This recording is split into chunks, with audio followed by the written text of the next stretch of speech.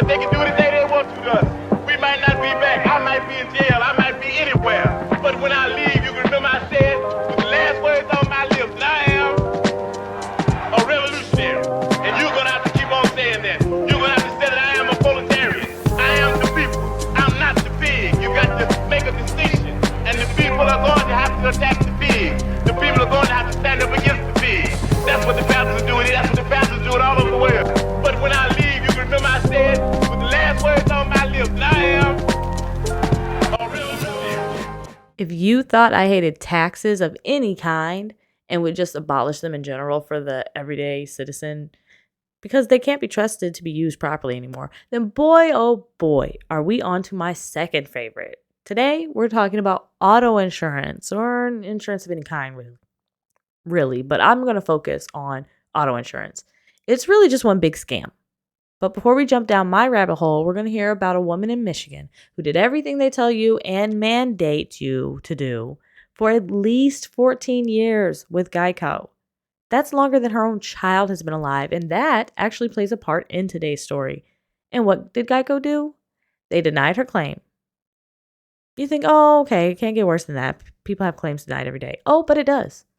Not only does Geico deny her claim, that was not her fault at all, but they retroactively dropped her as a customer to the last renewal date.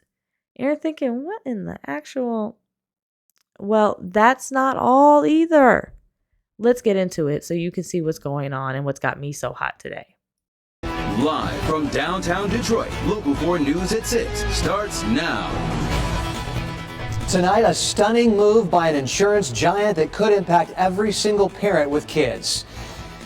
So, last week, we've been following this here at Local 4 for a while now. The Local 4 investigators exposed how insurance companies are denying claims if parents didn't list their kids, even toddlers, on their policies. Yeah, so tonight we introduce you to another family caught in this growing controversy. A Southfield woman is now being sued by Geico, and the company is refusing to pay for an accident, all because she didn't list her 12-year-old daughter on her policy. Kyla Russell continues her investigation.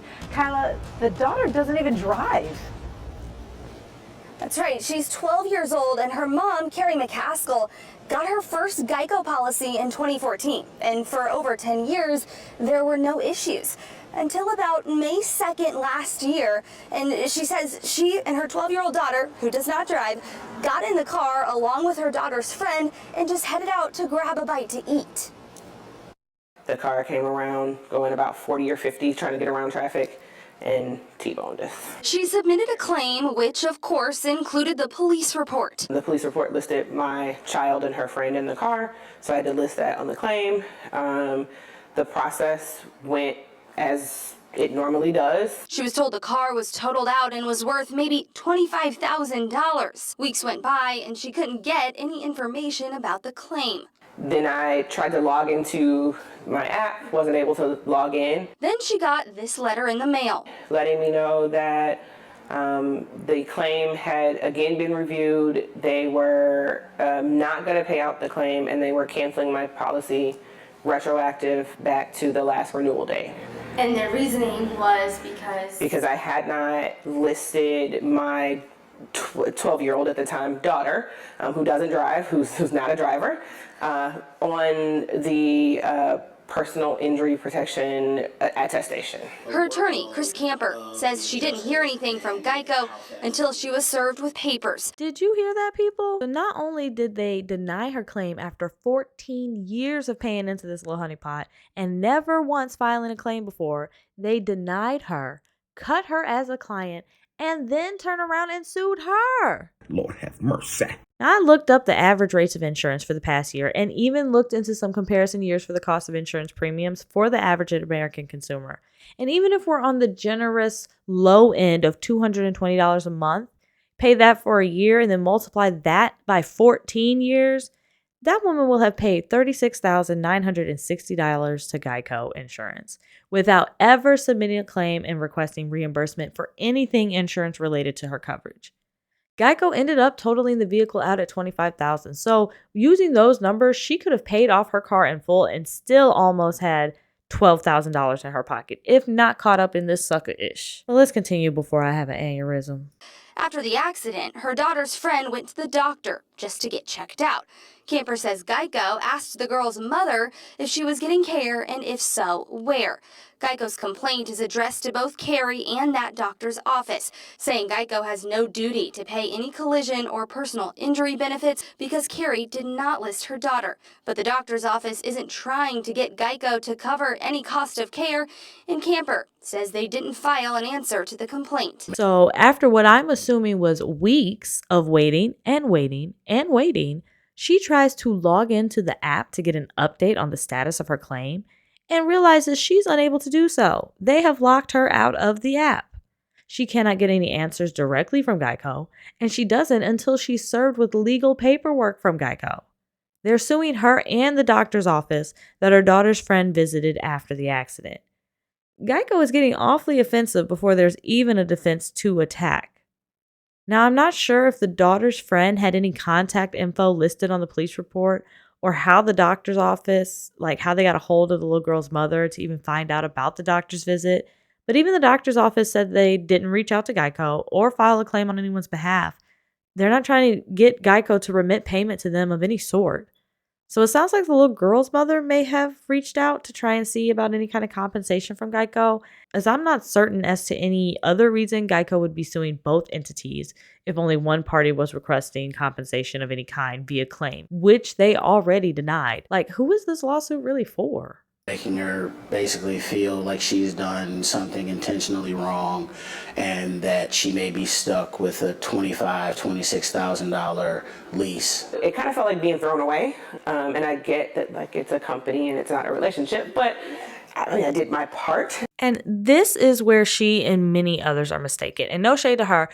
I just have to say this is a relationship and they do need to be held accountable and liable for their actions just as much as they hold us to account, just as much as they expect that payment on time. Like she said, she did her part. She did everything she was supposed to do. Well, we'll dig into that a little bit more. But I'm tired of these companies stressing the family and personal relationship of it all, quote unquote. When we all just know they're greedy corporate conglomerates that could care less about us and more about the dollars that we put in their pockets.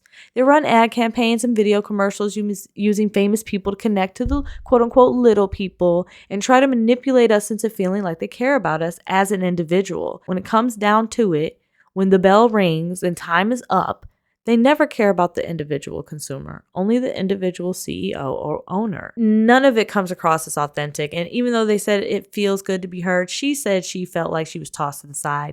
And even though they have 24/7 care, they couldn't even give her a response or update on her claim. In fact, they actually locked her out of the app. Jesus. Either way, the average customer is used as a gimmick to appeal to every other average customer and trick them into their trap of insurance. Now, Geico tells me this. They say, as we stated last week, Geico complies with all state insurance regulations regarding claims and coverage. And they tell me they're unable to comment on pending litigation. Now, I also reached out to the specific attorneys who are representing Geico for this case, but haven't yet heard back. Right here in Detroit, I'm Kyla Russell, Local 4. Of course, they can't say much pending the legal litigation that they initiated.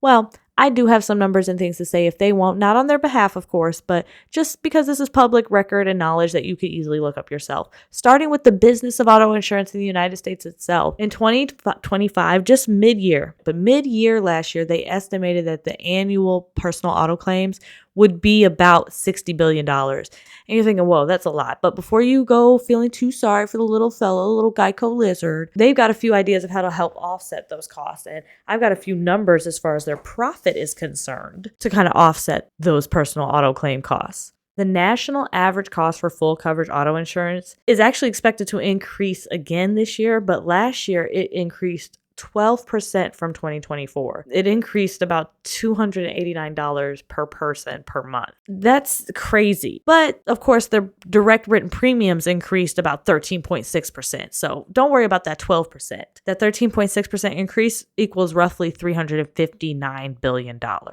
which takes care of, on the high end, this $60 billion estimate of annual premium costs. And again, I could not find or clarify if those were estimated annual claims submitted or if those were estimated annual claims paid out. There is a difference. Just because you have a submission of $60 billion doesn't mean you're going to pay them all out. As we know, they definitely deny quite a few that shouldn't be denied at all. And just for an example, in Q1 alone for the top insurers, they saw high premium earnings. State Farm, $66 billion, Progressive, $57 billion, Berkshire Hathaway, which actually is Geico or owns Geico, $41 billion. This is crazy. So rate increases and improved claims management contributed to the financial gains is what they're saying. But they pretty much just found ways to deny more claims, reduce the amount paid out, and cut back on their employees. They downsized their workforce to help offset them as well. So they really didn't do anything on the end of not raising premiums to help offset the claims costs because they have so much profit. They could have not